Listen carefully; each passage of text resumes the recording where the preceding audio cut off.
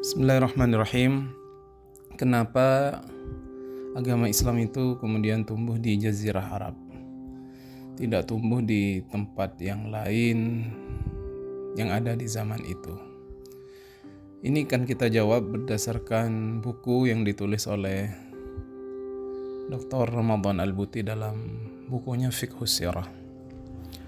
Beliau menuliskan Jazirah Arab, kenapa kemudian dipilih oleh Allah Subhanahu wa Ta'ala menjadi tempat tumbuhnya Islam. Memang ada beberapa hal yang dapat kita jelaskan di situ. Yang pertama adalah bangsa Arab pada waktu itu adalah bangsa yang kemudian belum tersentuh peradaban-peradaban yang maju yang ada di zaman itu.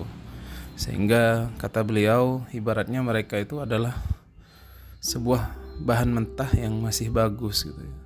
Dari sisi karakteristik orangnya, bangsa Arab pada waktu itu mempunyai nilai-nilai positif seperti kejujuran, suka menjamu tamu, keberanian, dan hal-hal lain yang kemudian itu memang menjadi nilai positif di antara mereka. Walaupun memang ada beberapa hal negatif yang nanti kemudian disempurnakan dalam Islam, tetapi secara garis besar mereka belum tersentuh budaya. Artinya mereka masih kelompok orang yang masih murni. Tersentuh budaya maksudnya gimana?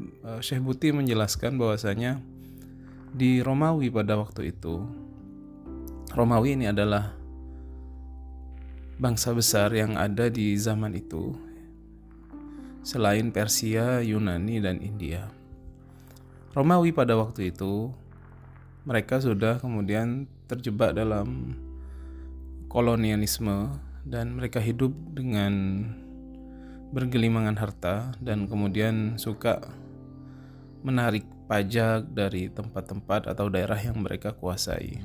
Mereka sudah kemajuan mereka sudah sampai di situ. Artinya mereka sudah ekspansi wilayah ke luar wilayah mereka dan mengambil pajak dari daerah-daerah yang mereka kuasai, sehingga mereka sudah punya kebudayaan dan dianggap sebagai negeri yang sudah melakukan invasi ke negeri lain.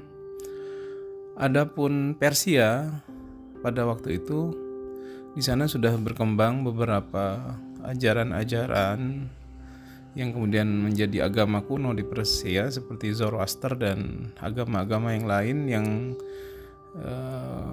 dikatakan sebagian mereka sampai punya kepercayaan dengan menyembah api begitu ya. Di Persia terjadi seperti, artinya mereka sudah punya kebudayaan. Adapun Yunani, mereka terjebak dalam pikiran-pikiran khurafat ya, karena mereka sedang dalam masa pencariannya para filosof-filosof yang ada pada waktu itu. Terjebak dalam tahyul-tahyul dan khurafat, cerita-cerita bohong dan lain-lain. Nah, bangsa Arab pada waktu itu adalah bangsa yang belum tersentuh kebudayaan seperti itu. Akhirnya itu menjadi tempat di mana nanti Islam tumbuh dan berkembang di sana, dan terbukti Islam kemudian mampu tersebar sampai ke barat dan ke timur ya. Ke barat sampai ke negeri Afrika, ke Andalusia, dan ke timur sampai ke Afghanistan, India, dan lain-lain, dan bahkan perkembangan selanjutnya sampai ke Indonesia. Nah, itu karakteristik orang Arab sehingga kemudian dipilih. Itu dari sisi sifat dan keadaan sosial mereka. Adapun secara geografis tempat, memang kita lihat negeri Arab itu berada di tengah. Posisinya berada di tengah, sehingga sangat mudah kemudian ketika Islam mau berkembang bisa berkembang ke arah ke barat dan ke timur. Jadi memang menjadi tempat yang strategis kemudian untuk tumbuh dan berkembangnya Islam. Bangsa Arab, kata Syekh Ramadan Al-Buti, adalah bangsa yang terbaik karena bangsa Arab ini kemudian adalah bangsa Nabi Muhammad SAW, sehingga beliau, Nabi Muhammad SAW, adalah kemudian lahir dari bangsa yang terbaik. Jadi beliau adalah keturunan dari Nabi Allah Ibrahim, dan garis keturunan beliau dari Nabi Muhammad sampai Nabi Ibrahim adalah orang-orang yang kemudian soleh, yang tidak pernah tersentuh sama sekali jahiliyah, artinya tidak pernah menyembah berhala, sehingga memang Nabi akhirnya dilahirkan dari kaum yang terbaik ini.